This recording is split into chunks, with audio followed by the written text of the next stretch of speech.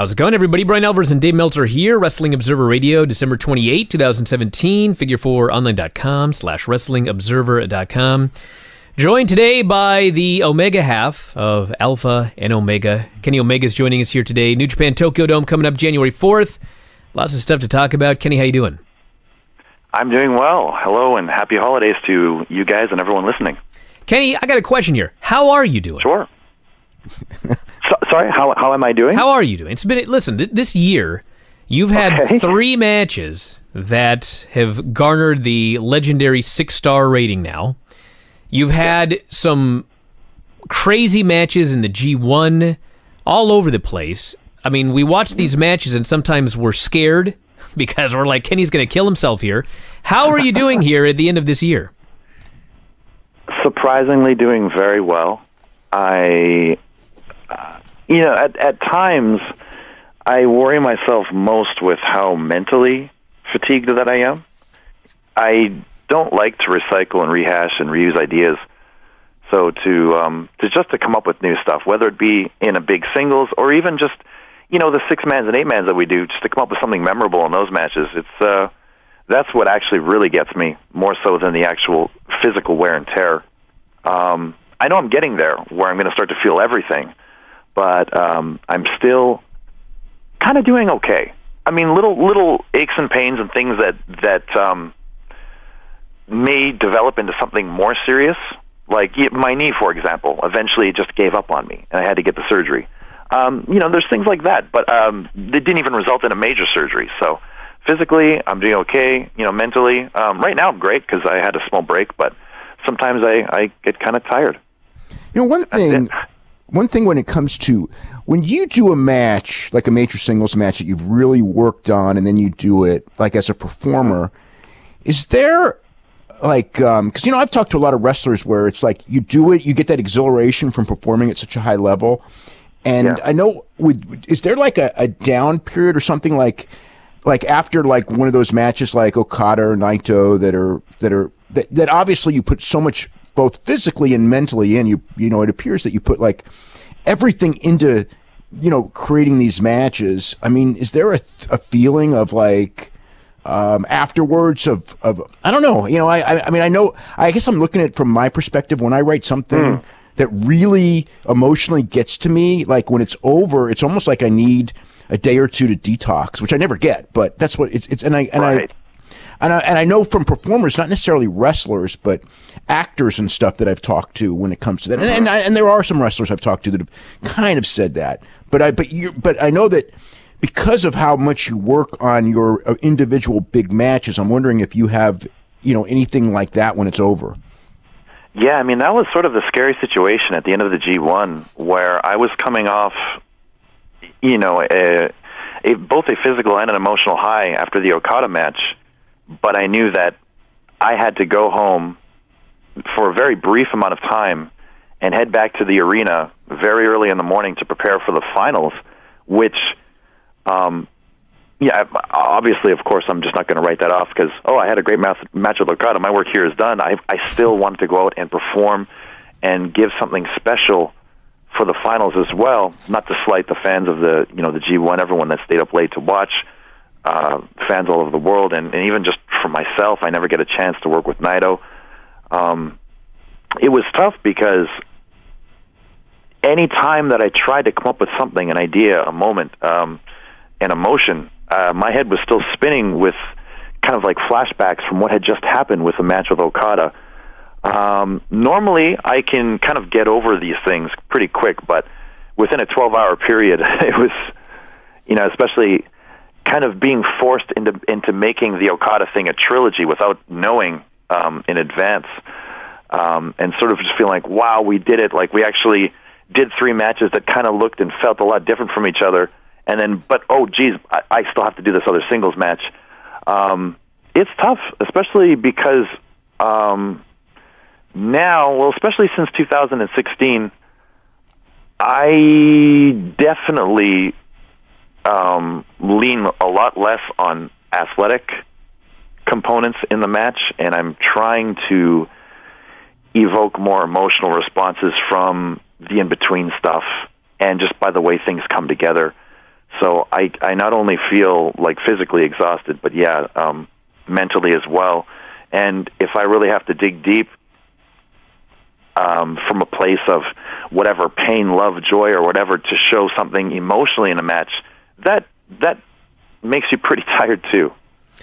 Tell us how would you, real quick, how would you compare the quick turnaround, because you did the quick turnaround at the 2016 G1 where you're wrestling Saturday night, and then you got to come back for the finals on Sunday afternoon, and then this year you did the same thing, and then in Long Beach you had the thing where you had the 3 matches in 2 days on a Saturday, Sunday.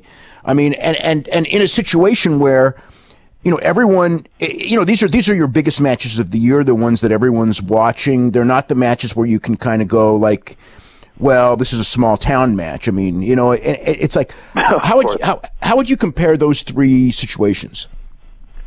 Yeah, wow, that's a very good question. So last year it was my first G1, and I was not knowing how the booking would boil down, I just really wanted to make a statement that, hey, I can mix it up with these guys, and, I belong here. I think anyone that makes their G1 debut wants to make a similar statement.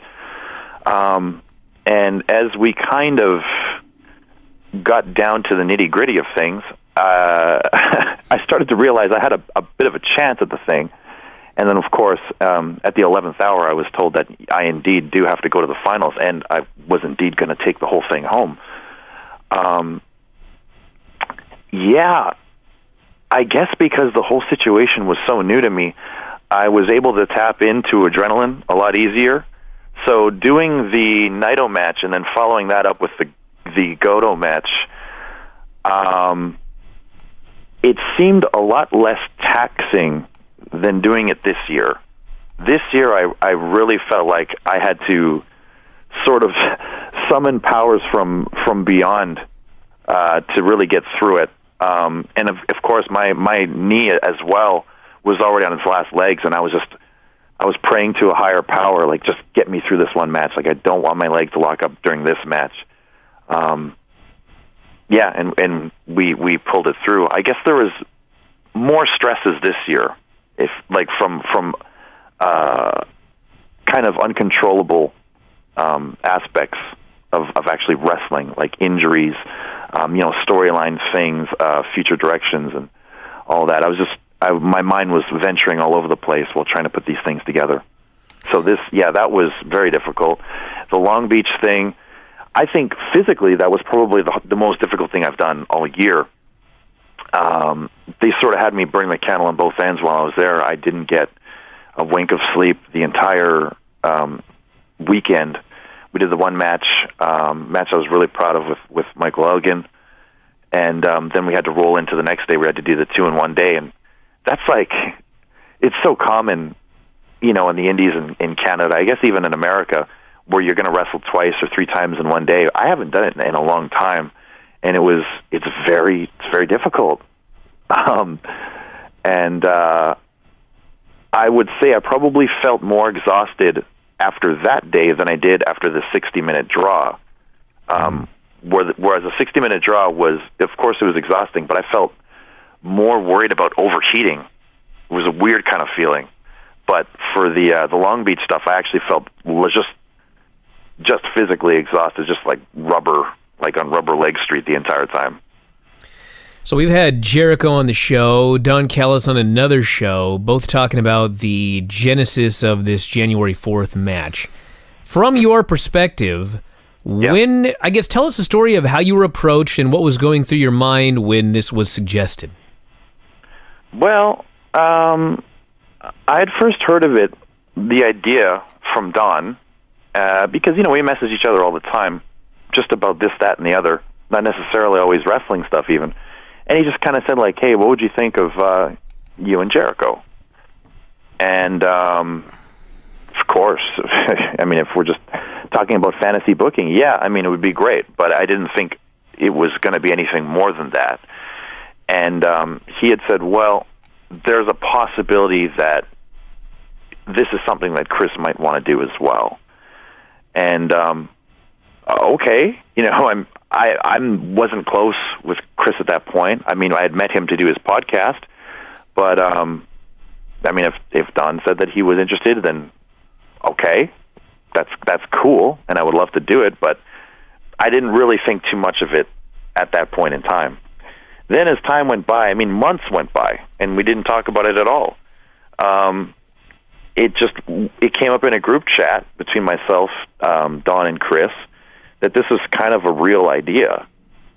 And we had sort of, spitballed some ideas about how it could hypothetically go over. And it was just a matter of, okay, would New Japan even want to do this? This was the concern of Chris and Don. And I thought for sure they would. I thought it would be... And even if they didn't want to at first, I felt that I could convince them, because this was a great opportunity for everyone involved. I mean, not just New Japan, not just myself, not just Chris and Don and the fans, just everyone in wrestling. I felt it was going to get a victory from this thing. So I sold the idea to New Japan as soon as I could. I think when we talked about it, I was still in Canada. So right when I went back, I kind of started to get the ball rolling to see if we could actually have a discussion about this. And then I guess the rest is history. You guys know how it went down. They booked flights out to New York to meet with Chris.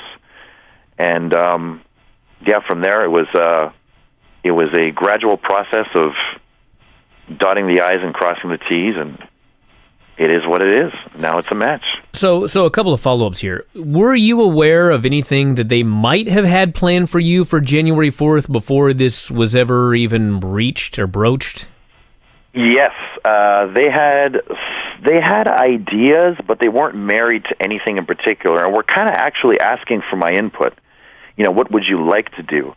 My fear, had this Chris Jericho thing not materialized, was that our second half of the card would just be a singles title match, and then a singles title match, and then a singles title match, and then a singles title match, and then finally the main event, singles title match. Everything was going to kind of mesh together and look similar. Even if mine was the only match that could kind of break the flow, I wanted to be something different. And I mean, thankfully, this Chris Jericho thing is just that. It's completely different. I was leaning towards even perhaps, if the Jericho thing didn't work out, a three-way, just something visually different than a normal singles match. And we hadn't really discussed who would be in that match.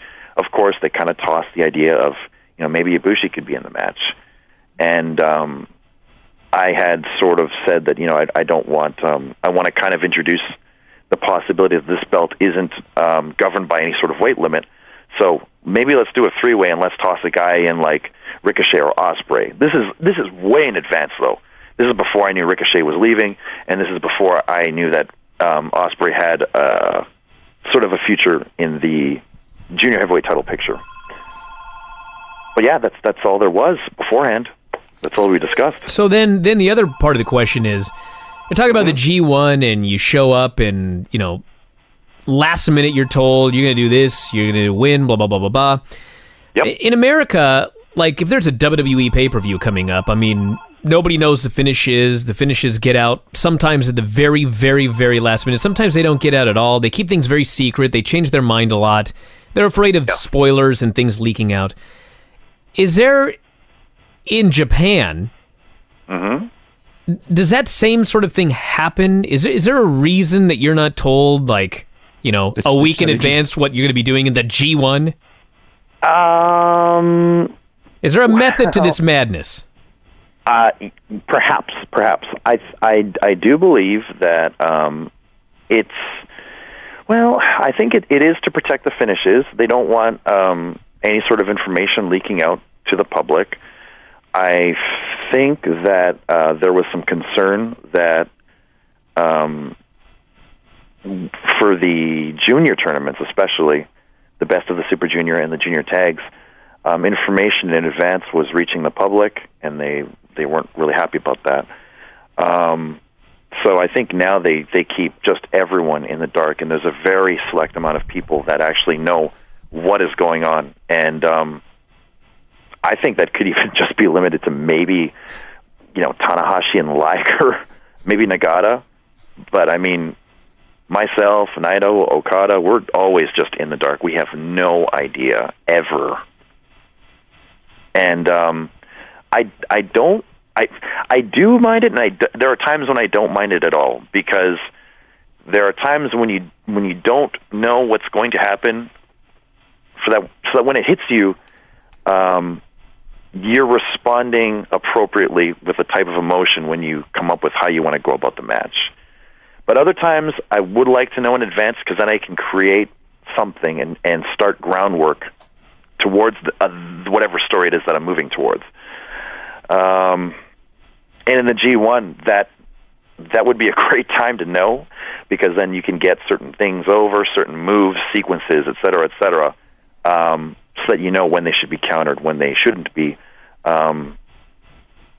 It's tough, but I mean, it's just the way it is, and I've kind of learned to deal with it, and I don't mind it. It's just sometimes it's funny because it's a little overly protected from the boys, but I can't really complain. It works. It has worked up until this point, I guess. Is there any, I don't want to use the word frustration, but I guess I just did. Is there any thought, like, as far as, like, you had the big success in July in Long Beach, of or maybe patience or something, like, hey, we just did something really big, let's go for it, and it's moving slowly. I mean, I know it's moving, but it's still moving slowly in the sense that but it was July, it was 6 months ago, and I know that, like, expanding out of Japan, I mean, in a sense, that's where you're the most valuable. I mean, my opinion anyway, where, right. whether it's the UK, United States, or Canada, you're, like in Japan, the Okada is going to be the flagship. He's 30 years old. They're building the company around him. But in the United States, in the UK, in Australia, you're probably going to be the most valuable component of those shows and kind of the face of the expansion.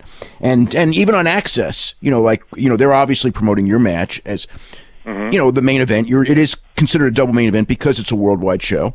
I mean, what's kind of like your feelings right now as far as, you're not getting younger necessarily, perhaps, and I'm sure the goal is to take this company to a bigger level right now, and you being a key part of that. Yeah, I mean, that's the main goal for me. I've really prioritized the global movement as kind of what my main mission is in New Japan.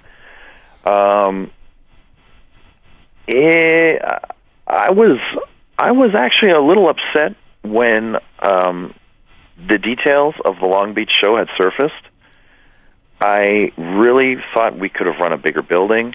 I really wanted this to be more of just more of an impactful statement out of the gates.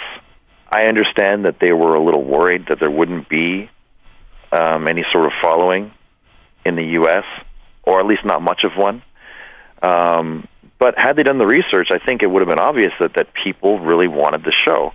And it sold out in 1 hour, 2 hours, 3 hours, whatever it was. There's plenty of time to even maybe change the building and just upgrade. I really want to get the ball moving. I want to get it moving quick. And I whether it's a selfish thing or whatever, I really want to kind of harness that responsibility of being that guy, kind of carrying it forward in the global markets. Of course, like you said, domestically, Okada is a great face for the company. Naito is, he's kind of like that, a little bit of a Japanese New Age Stone Cold Steve Austin character, where he's the anti-hero, but you're going to want to cheer for him anyway. They've got a real cool dynamic that people love.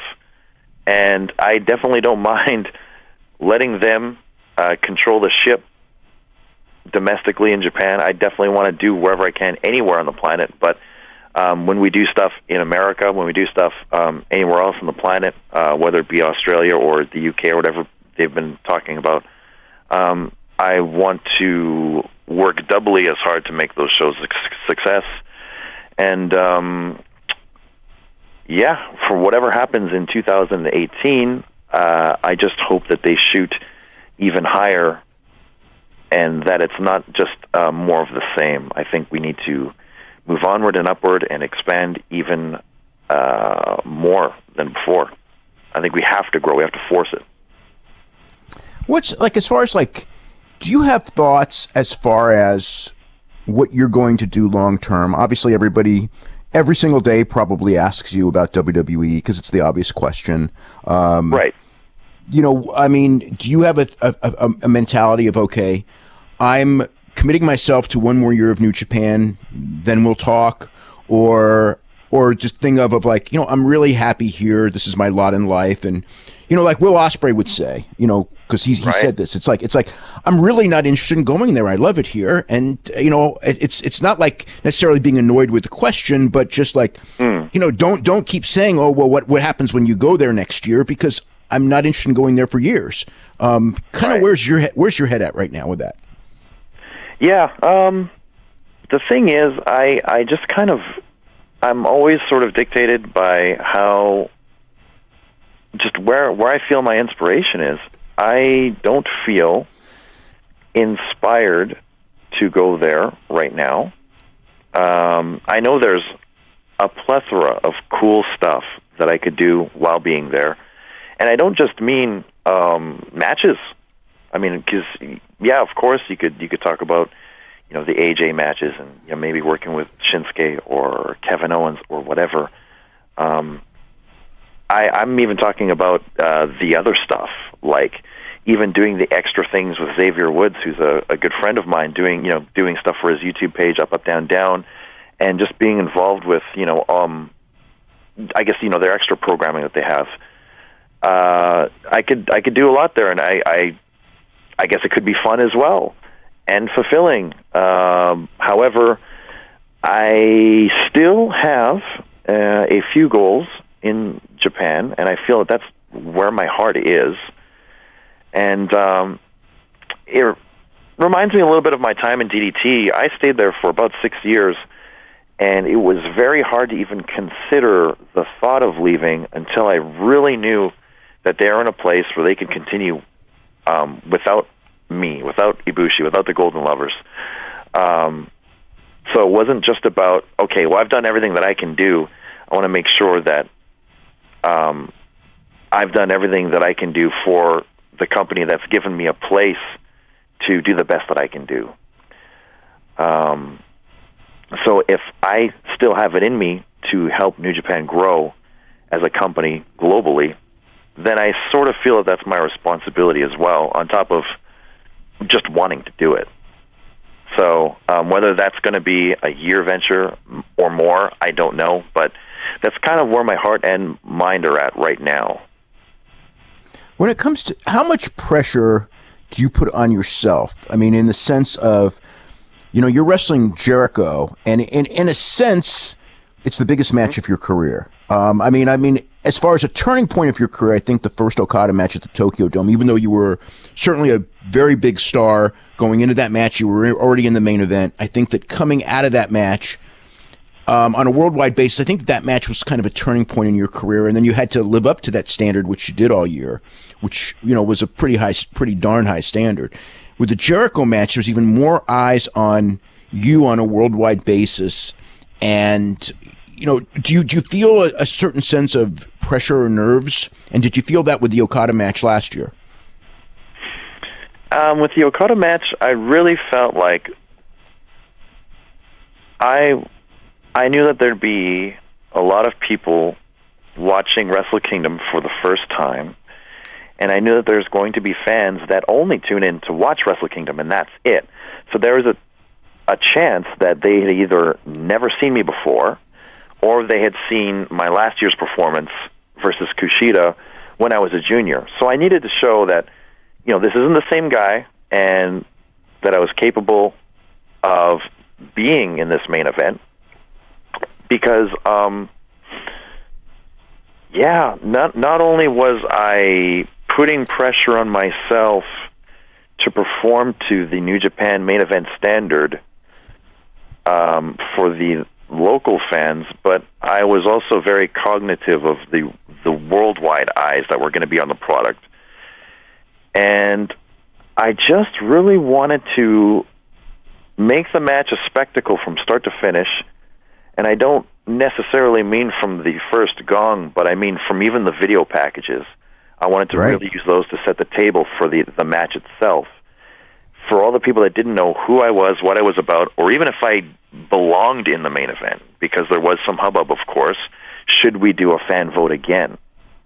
Because, you know, a foreigner being in the main event is very rare, and 'twas the case with AJ a while back, where he was looking to be in a main at the Tokyo Dome, and it just never happened. And I wanted to show that, okay, if I'm going to be this guy to kind of break this trend, I want to show that I belong here. And I wanted to make the performance something that kind of told the story of who I was, how I got there, and of course, it wasn't my day to win the belt, so I wanted to show that, you know, I gave everything that I had, and I have potential to be something in this division. And I just try to tell that story from the heart, rather than tell it with, I can do this cool move, that cool move, this cool move, and I can just kick out of stuff. I never really, aside from the G1, I'd never been able to sort of tap into that sort of, that part of my brain that I can make things. This is kind of getting wordy. But, yeah, the Okada match was kind of the real first time that I had felt that I'd kind of found an answer as to how I should perform when I want to show the absolute best that I can show. And, that, so much like the ladder match the year before, that sort of changed the direction of my entire year, because I think the Okada match was kind of meant to be a one and done, and it ended up being a choice by the office to, no, we got to go back to this right away, and we had to do it at Dominion. What was the second part of the question? About how does that compare to the feeling with going into this Jericho match? Right?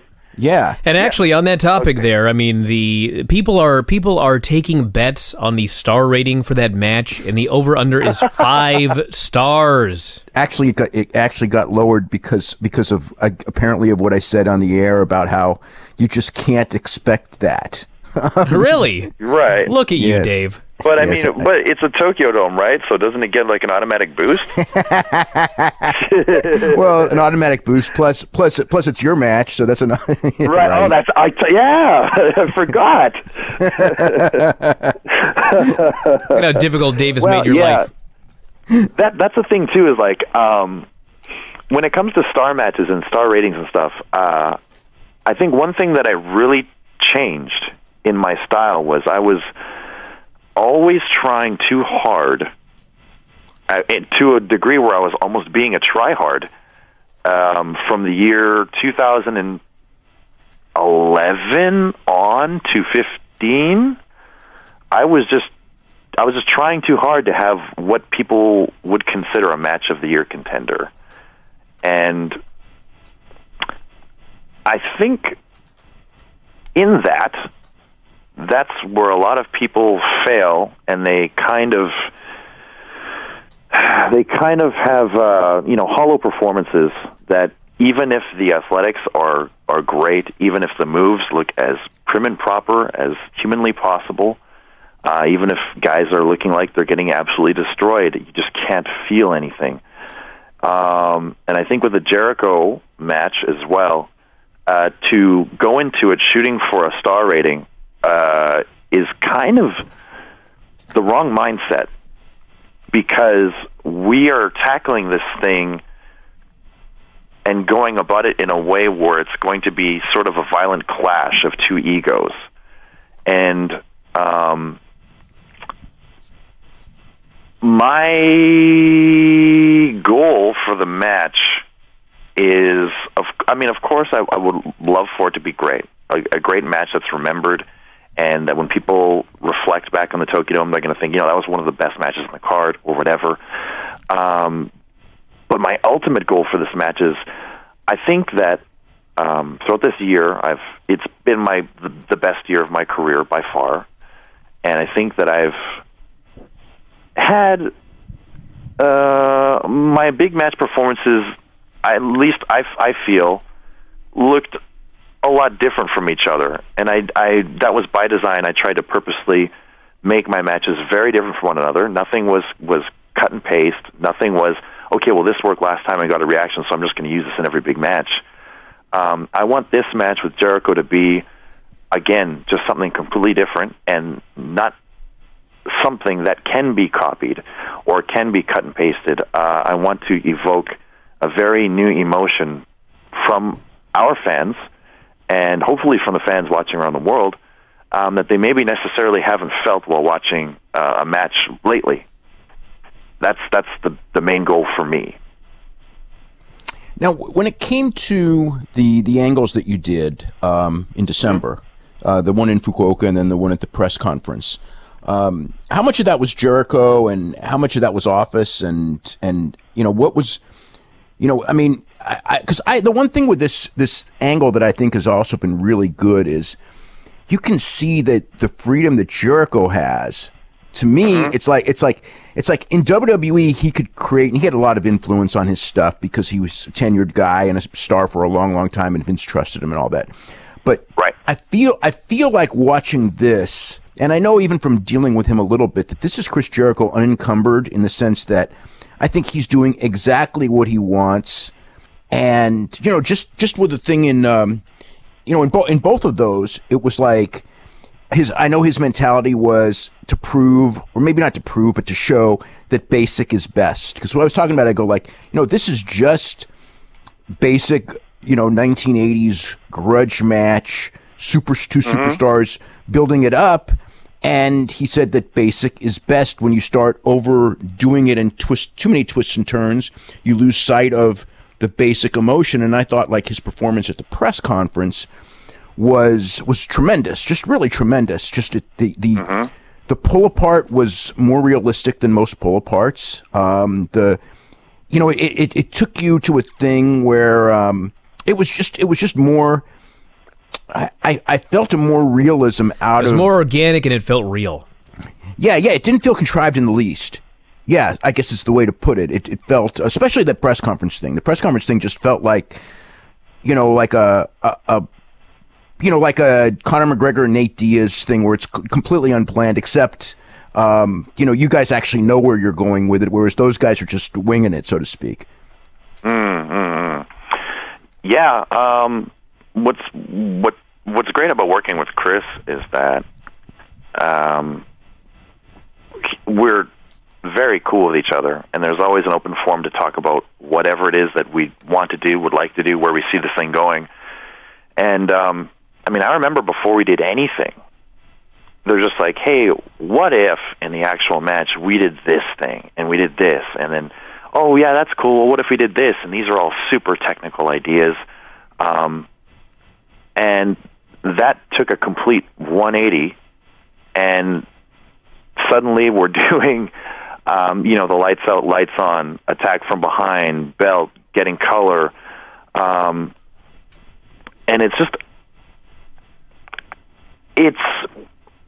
Things changed like the day of.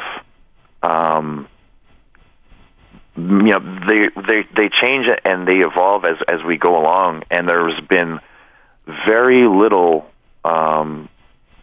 interference from New Japan. They will tell us things they would prefer us not to do or to do, but generally, if there's something that we would like to do, it's all up to us. And I think the idea, in the end, to keep it more, to go real old school with it, that was definitely more Chris's idea, for sure.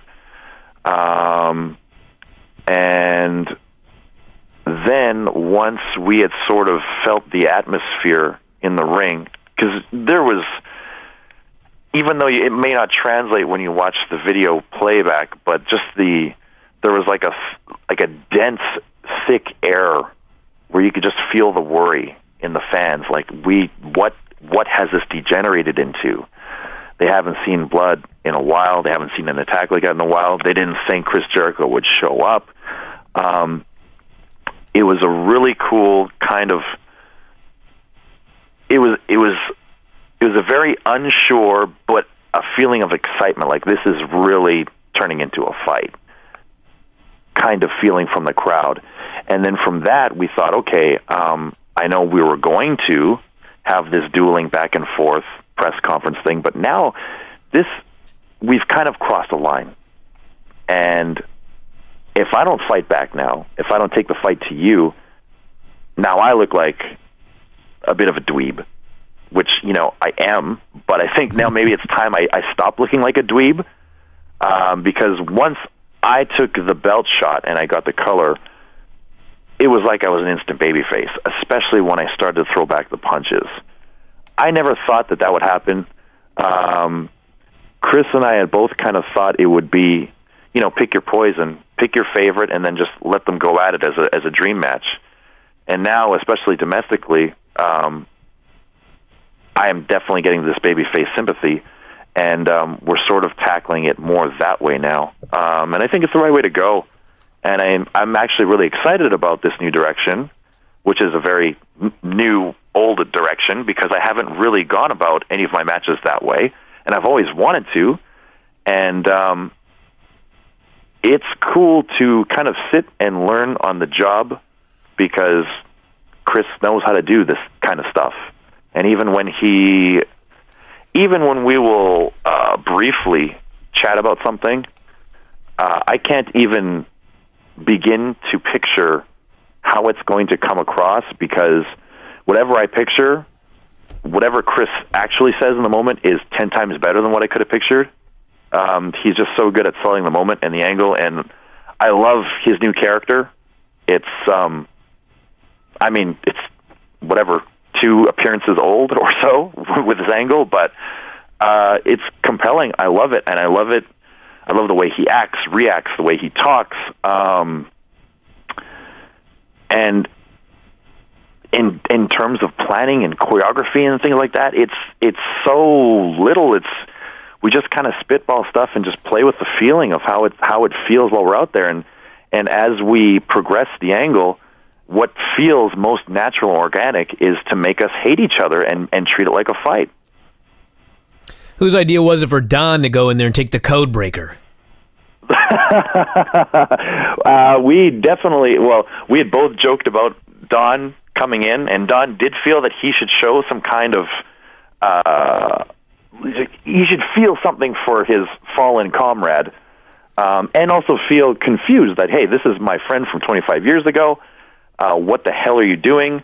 The original thought was he would just get up on the apron and take a punch and do like the Bobby the Brain Heenan kind of bump from it. And whether it's a joke or not, I'm not sure, but Don had said that he'd rather take any wrestling move than a punch from Chris Jericho, so that's why he went with the so. Yeah. I did love the fact that he takes the code breaker, and then he ropes Kevin Kelly into this whole thing. I got to sell this thing. You got to wheel me through the airport all afternoon. Right, yeah. Kevin Kelly's pushing him around in this wheelchair all day. Well, he was hurt. He was really hurting too, though. Well, yeah, he'd screwed up his ribs, but still, I mean, what a gimmick. Yeah, he was actually. Yeah, this was awesome. No, that was great, and he did it in the Vancouver airport too. Everywhere. I don't even know that people realize that. He may still have that neck brace on. I'm not even sure. Yeah, he may have it on right now. I think about it. Probably have Kevin Kelly there pushing him around still. That's a real worker. Now, as far as this goes, this is, the Tokyo Dome is essentially your big show of the year, and this is, as far as like the advance goes and everything like this is the biggest Tokyo Dome show in a long, long time. I guess we'll know the day of the show how long, but over a decade for sure. Do you kind of feel proud that, you helped take this, big show to a new level, and kind of excited that, I think that this show is at a level of excitement as far as, anticipation of any non-WWE show that there's probably been in what? How long since the heyday of WCW? Maybe. I mean, because TNA never had a show that had this kind of buzz going into it, and it's a worldwide buzz too. It's a different era and all that, but I mean, do you kind of feel proud in the sense of being a key part of these last two big shows? I mean, absolutely. I used to never. I used to always kind of just want to be, okay, I'm like the match, I'm the work rate guy. I just kind of give good matches. I don't want to have to worry about merch sales or what the gate's like, or but then when you kind of get cycled into that top spot, you have to think more and more about that, because not moving numbers, not bringing the people in, that could cut your legs out from underneath you. So when I heard that, Kenny, don't worry about it, actually, all your main events are record gates, I started to feel really proud about being a guy that could actually draw in Japan, because you're sort of taught, whether it be from people there or people that have been there, or just from hearing the stories, that as a foreigner, don't ever think you can be that guy. You just can't ever be it. Your job is always to put over the homegrown talent, and then that's it. Of course, I wanted to be more. I always wanted to be more in Japan and really make it my home, and just kind of be one of the more household stars that people still recognize in today's world, like Stan Hansen or Bruiser Brody and guys like that. I would love to be able to be added to that list one day. So with the attendance performance throughout this year for all of our big shows and the matches that I main evented, and then just hearing about this huge boost in ticket sales, not only domestically in Japan, but apparently the foreign ticket sales are much higher than last year as well. That's really cool. I like hearing stuff like that now, and I like kind of maybe coming up with ways to devise, I guess, how to boost that excitement, to drive people to make that step to buy the ticket, to want to go to the show. This year was a success, and with Tokyo Dome coming up, and it's going to be a success. I just hope that it's as good as it can be, and it continues from there. The one thing that I don't know if the word amazes me as such, but when you talked about foreigners going over there, it was like the last time I went to PWG, we were all talking about different things, and it amazed me that in the United States, so many people were talking about the Tokyo Dome show as, going. So many people were going to it and talk. Normally like maybe one or two people would go or something like that, but this year it's kind of like it's like that distance in people's mind is not so foreboding. When I would go to Japan in the old days, nobody went to Japan, and then over the years the groups would go and things like that. And now, I mean, I have no idea what the number is, but I was told that it's much bigger than any show in history as far as Americans buying tickets to a show in Japan. So you can see that it's become it's really been an incredible year as far as for the company as a whole. And in the ring, I mean, it was really an amazing year. You had a lot of guys that I don't know if it's the atmosphere of the guys or whatever, wanting to one up each other. A lot of guys with a lot of pride, ego, whatever you call it, that are trying to you don't want to be left behind, right? You see Tanahashi, you see Michael Elgin, all of the guys, Naito, obviously Okada, and I'm leaving guys out. Ishii's incredible. But that whole Yuji Nagata in the G1 was just I was just writing about the year, and it's like Yuji Nagata in the G1, 49-year-old guy, and what an incredible performance that whole period was. The Nagata Tanahashi match from the G1 is one of my favorites of the year. It doesn't get talked about a lot, but I really liked it a lot. It was next level stuff. Yeah. And I say next level, but it was more like the classic Yuji Nagata Tanahashi match, which are always awesome. Now, you brought up Kota Ibushi, and obviously you have a long history with him. And you haven't wrestled in New Japan on this run at all. And for whatever reason, I think that like when that match happens, whenever it does, that it should be, I don't know, like a special spotlight match and not just something like, hopefully not in G1, so to speak. You know what I mean? Yeah. I mean, even though I'm sure it'd be great in G1, I would rather that you were in separate blocks, just because I think that at least the first one should be at least a sumo hall, big time match, just because of your history and the fact that I think that there's an anticipation for that among some fans. Some fans don't know the story, but of the fans who do, it's kind of like, almost a culmination of, years and years starting in this small promotion, building up the small promotion, being a tag team and all that, having matches, and all that. And now you're, what I mean? I almost feel like that story should culminate as a big stage match, so to speak. I mean, that was always our hope. We had kind of said after Budokan, we're never going to come back to this again. We're done. We can't. If we try to one-up this, we're going to kill each other. But the game has really changed, and New Japan allows for a complete different style. So we are, of course, we're open to it. But both of us have turned down, I guess, for lack of a better term, just multiple sort of shotgun attempts at putting that match together, because we both feel it has to be special. Okay, yeah, because I do too. When it's going to happen and where, we don't know. But there have at least been 3 times now where we just didn't feel it was the right timing, and it was just kind of just tossed together like, hey, we need a good match. You guys go at it.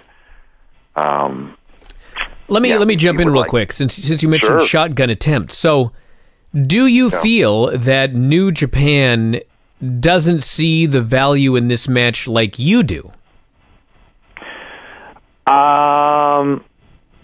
The way that I had gathered it was that our history, generally, Ibushi and my history, was from our time in DDT.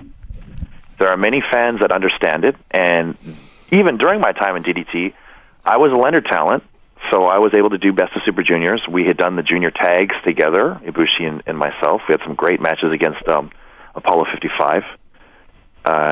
And the way that they look at it is that it's kind of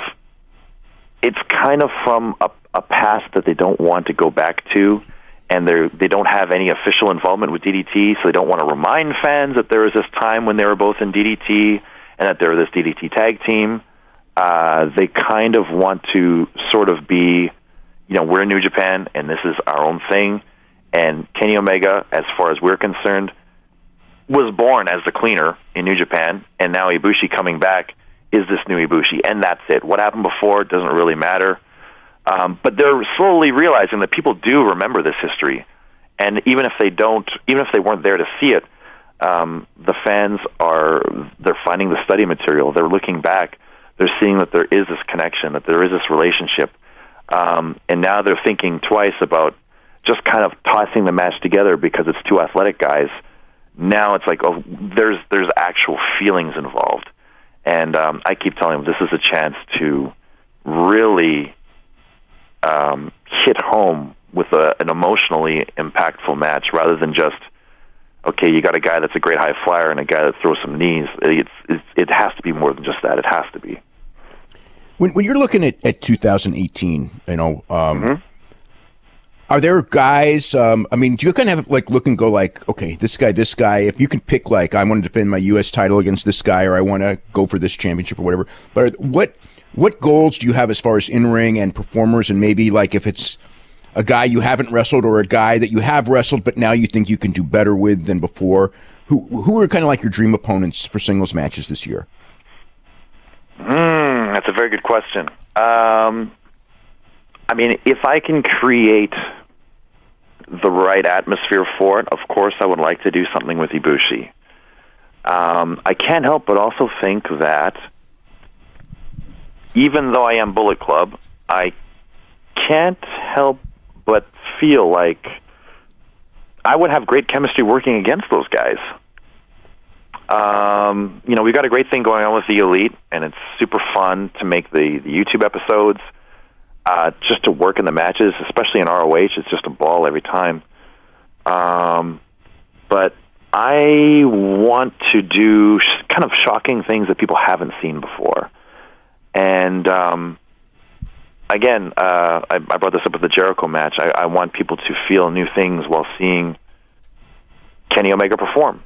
I don't want it to be more of the same. I don't want, every big title match to look like my first match with Okada, just because I'm trying to struggle to keep that same level of performance. I want it to be a very different year, but I want people to be entertained, and I want to show that there is still more to the Kenny Omega character. And whether that's still as the cleaner or as a heel in the Bullet Club or tweener or whatever you want to call it, or if it's going full babyface or whatever, I don't know. But I'd love to work with the Bullet Club guys. I'd love to work with Ibushi. I still sort of feel like I have another big match with Tana left, that now that people are more ready to accept me as kind of a main event guy. I loved my first singles with them, but I feel that people weren't quite ready to accept me as a heavyweight at that point in time. So I feel like we could really knock it out of the park even more a second go around. And I mean, I only ever really work Naito once a year. I would like to work with him more. And program with him would be great too. So maybe asking too much, but I mean, there's just things that if they happen, I would love to do them. From an educational standpoint, working with Jericho or learning from Jericho and this whole thing, do you feel like this has been a really great experience for you? I mean, even before the matches even happened. Yes. No. Already, I've learned so much about a different type of wrestling and a style about going about things that I couldn't have learned from anyone else. And it's one of those things too, where like I could have had someone tell me, hey, this is how you'd set up a match in this fashion and in this way.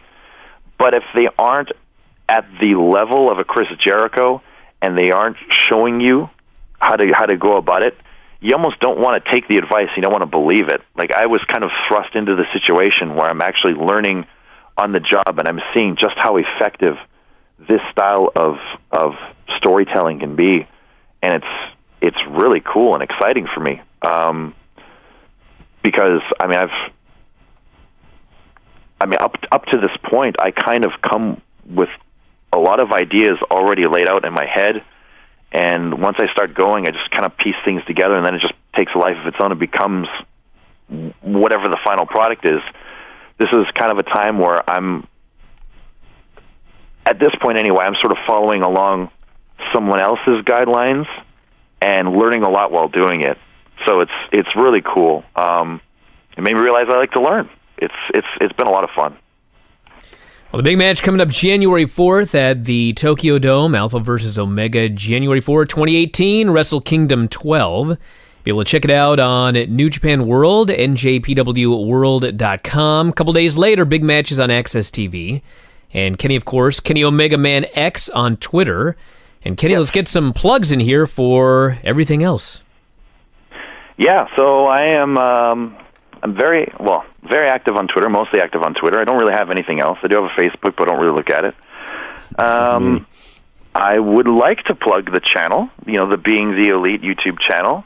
It gives you a chance to kind of see what we do out of the ring a lot of the time. Gives a little bit of extra content and a look into the lives of the Bullet Club members and the Elite members. A lot of fun. I've had a lot of fun with that in the year 2017, and I hope to continue with that show as well in 2018. And that's pretty much it. You guys covered it all.